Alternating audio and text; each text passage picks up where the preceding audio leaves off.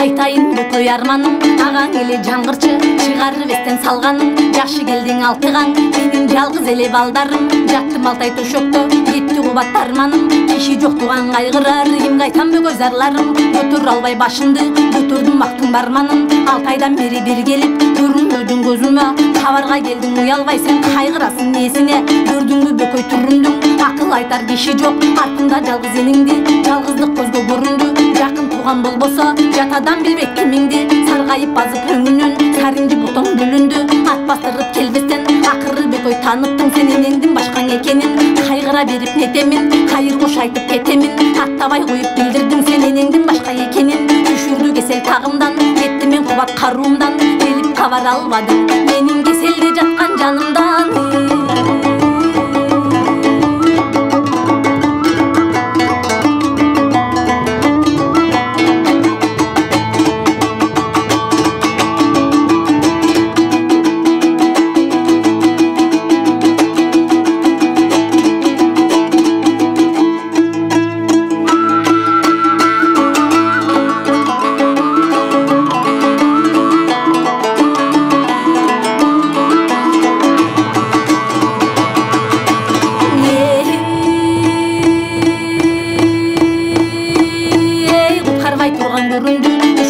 Жалындан аталаш туган болбосо мен кайсы адамга таарынам, колумдан кармап жетелеп, эшикти басып чыга албай, кимисине зарыгам, перзентим жаш менен кесел, Бөкөй ушул кыйын баарынан, кайгырган жеңен Каныштан, аттабай койдуң алыстан, арманым айтсам абдан көп, айылымдан Курбан барган деп, арытып айтып туруугаң, агаңда кубат арман жок, айттыңбы Бөкөй баарымды, каргадай болгон кулунум, кайда жүрөт Саринжи, жат кишиче келбедиң, жалгыз энең таарынды, балалык кылып жаткандыр, угуп тур Бөкөй анымды, бир тапшырып кетейин, дүнүйө түгөл малымды, калалуу бал чарбагым, кайгырдым кесел зарладым, менин артымдан туя калганым, эсиңден Бөкөй чыгарбай, сыйлагым менин арбагым.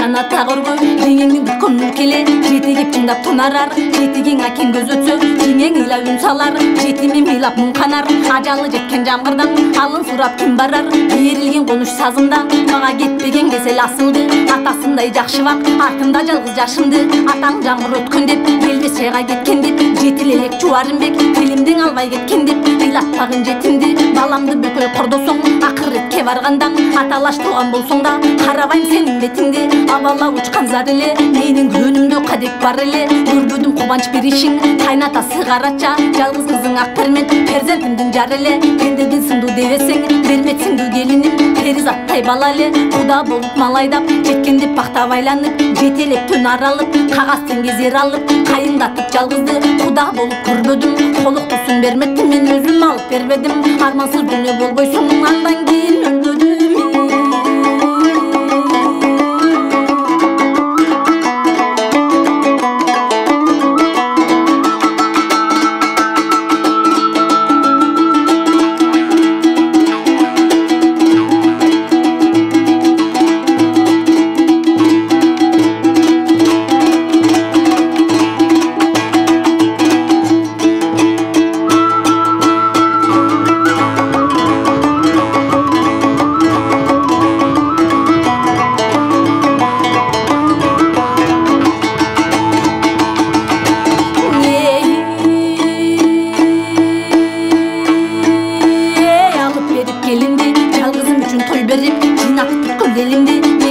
көрбөдүм кантин бермет сындуу келимди пейилимде тилек уш эле бербедиң кудай өмүрдү жаратпай калган жалгызды жакшы бак көй баламды эми жамгырчы журттан бүлүндү кайда жүрөт чакырчы баягы каргадай болгон кутушук угуп турсуң кебимди тапшырдым көй жалгызды коргулма жетим байкушту сен төртөсүң ал жалгыз жетим ашын ичирбе жетимдин тонун кийгизбе жетимдигин билгизбе жетимди жерге киргизбе кайгырар кишиң жокко деп капалантып жүргүзбө боздотпогун жалгызды боздотпогун байкушту көрүнгөн киши урбасын көзүнүн жашы төгүлүп көчөдө ыйлап турбасын жалгандан көзүм жумулса жамгырдын сыйла бер башын агайын сиздин элиңиз эми айткан сөзгө көнүңүз артымда калган жалгызды өз балаңдай көрүңүз кайгырбасын сарынжебиз тирүү эмес өлү